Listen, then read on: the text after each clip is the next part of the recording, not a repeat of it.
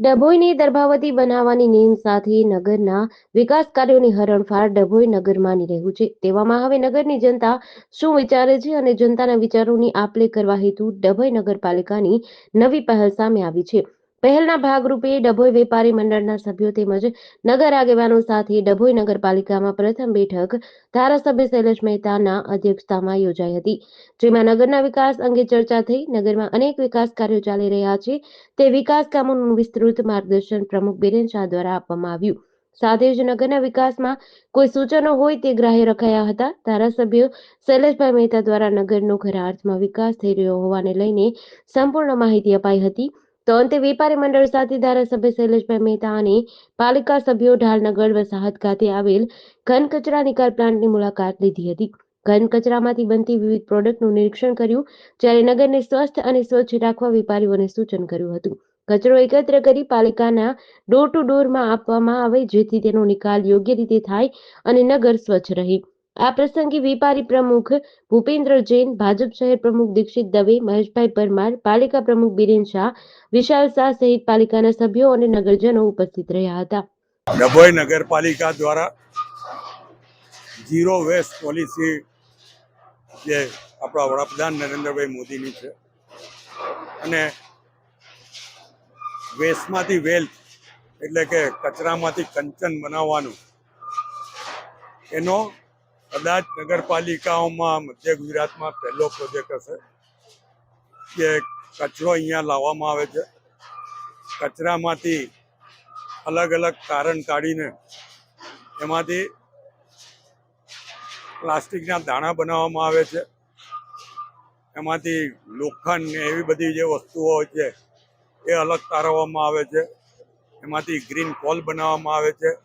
એમાંથી ઓર્ગેનિક ખાતર બનાવવામાં આવે છે. એટલે જે કચરો ભીનો ને સૂકો કચરો અહીંયા આગળ લાવવામાં આવે છે નગરમાંથી, નગરપાલિકા દ્વારા આ પ્રોજેક્ટ કરવામાં આવ્યો છે અને આનો કોન્ટ્રાક્ટ આપવામાં આવ્યો છે.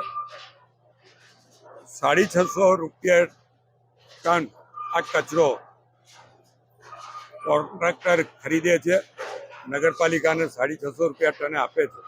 એમાંથી આ બધી વિવિધ વસ્તુઓ બનાવવામાં આવે છે, એનું વેચાણ કરવામાં આવે છે. પણ મુખ્ય હેતુ આમાં સ્વચ્છ ભારત મિશન જે મુખ્યમંત્રી વડાપ્રધાનનું જે સપનું છે એને સાકાર કરવાના ભાગરૂપે દર્ભાવતી નગરી આગળ વધી રહી છે અને એના ભાગરૂપે આ પ્રોજેક્ટ અહીંયા આગળ સ્થાપવામાં આવ્યો છે. આજે આનું નિરીક્ષણ કરવા માટે મારી સાથે દર્ભાવતી નગરીના વેપારી મંડળના સભ્યો, સિનિયર સિટીઝન વગેરે પણ આવ્યા છે કે જેથી એમને પણ ખ્યાલ આવે અને એ જઈને નગરના નાગરિકોને જાગૃત કરે કે કચરો આપણે ગમે ત્યાં ના નાખીએ, ડસ્ટબિનમાં નાખીએ, ડોર ટુ ડોર ગાડીમાં નાખવામાં આવે અને એને અહીંયા આગળ લાવવાથી આ કચરામાંથી જે વિવિધ પ્રોડક્ટો ઊભી થાય છે એનાથી પણ આ આવકનો અને રિસાયકલિંગમાં આનો ઉપયોગ થઈ શકે. હું આપના મારફત પણ નગરના તમામ લોકોને આ બાબતમાં જાગૃત થવા માટે વિનંતી કરું છું. સાથે સાથે જે કોઈ પાસે સમય હોય એકવાર આ જગ્યાએ આવીને જુએ કે જેથી એમને ખ્યાલ આવે કે નગરપાલિકા શું કામ કરી રહી છે અને આપણો કચરો જે છે એનો શું સદુપયોગ થાય છે અને વડાપ્રધાન જે સપનું છે એને સાકાર કરવા માટે ડભોઈ નગરપાલિકા ખૂબ જ મહેનત કરી આગળ વધી રહી છે. આમાંથી પ્રેરણા લઈને તમામ બીજી નગરપાલિકાઓ પણ આવા પ્રોજેક્ટ કરશે એવી અપેક્ષા. સરકારશ્રીની જે સ્વચ્છ ભારત મિશન 2.0ની જે યોજના હતી એ અંતર્ગત આપણે ડભોઈ નગરપાલિકા ખાતે સંપૂર્ણપણે નેટ ઝીરો વેસ્ટ કેવી રીતે કરવું એ જે પ્રોજેક્ટ છે એ આપણે ગુજરાતનો સૌથી પહેલો પ્રોજેક્ટ આપણે ડભોઈ ખાતે સ્થાપિત કર્યો છે કે જેની અંદર જે કચરો આવે છે એના સંપૂર્ણ કમ્પોઝિશનની અંદરથી એક એક ઘટક છૂટા પાડી અને એના પ્લાસ્ટિકનું કન્વર્ટ કરી અને એને વેલ્થની અંદર કન્વર્ટ કરવા માટે ગ્રેન્યુઅલ બનાવીએ છીએ, દાણા બનાવીએ છીએ. એના પછી જે બૂટ ચપ્પલ, કપડું, લાકડું આ જે ફેંકી દેવું પડતું હતું અને દરેક જગ્યાએ ડમ્પ થતું હતું, ઢગલા થતા હતા, એને આપણે ગ્રીન કોલનું નિર્માણ કરીએ છીએ, ગ્રીન કોલ બનાવીએ છીએ, જે આપણે આવનારા દિવસોમાં કોલસાની જગ્યાએ રિપ્લેસ કરી શકીએ છીએ. અને સરકારે પણ આ બાબતની પોલિસી આપેલી છે કે જે 5 થી 10% ફરજિયાતપણે ઉપયોગ કરવો. તેમજ ખાતર જે આધુનિક પદ્ધતિ જે વિન્ડ્રો કમ્પોસ્ટિંગની પદ્ધતિ છે એના દ્વારા આપણે ખાતર બનાવીએ છીએ.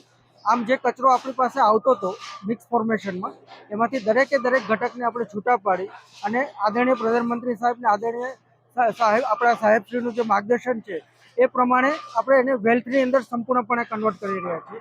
આ આખા પ્રોજેક્ટનો જે અમને સંપૂર્ણ માર્ગદર્શન સાહેબે અમને સૌથી પહેલા દિવસે આપેલું કે ભાઈ આપણે ડભોઈ ખાતે શ્રેષ્ઠ પ્રોજેક્ટ બનાવવો છે, અને અમે દિવસ રાત મહેનત કરી આ વધીને 7 થી 8 મહિનામાં કમ્પ્લીટ પ્રોજેક્ટ પૂરો કરી દીધો છે. GDC ન્યૂઝ સાથે નિરંજન ચૌહાણ, ડભોઈ.